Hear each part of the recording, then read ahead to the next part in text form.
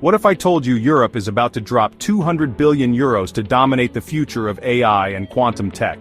And no, this isn't sci-fi. It's happening right now across 27 countries. The EU just launched its biggest tech push yet, the AI Continent Action Plan. Why? Because AI is the new oil, and Europe wants to be the refinery.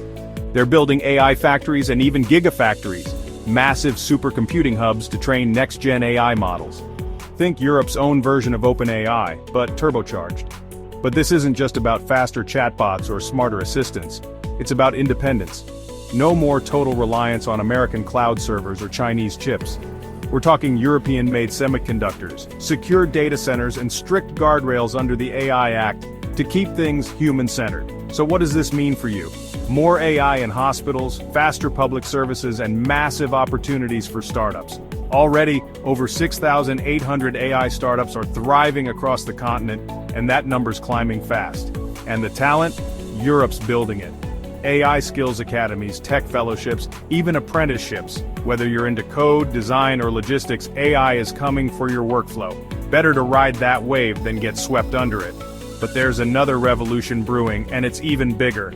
Quantum tech is coming, and it's going to rewrite the rulebook.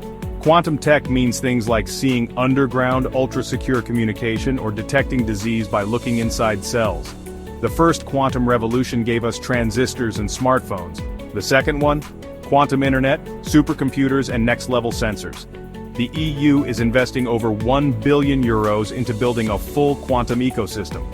They're launching the first quantum supercomputers and creating a pan-European quantum internet. Their goal? Make Europe the quantum valley of the world. By 2030, quantum tech could solve major global problems from climate change to traffic optimization and faster drug discovery. AI and quantum, the future's being built in Europe. Hit follow and ride the wave before it leaves you behind.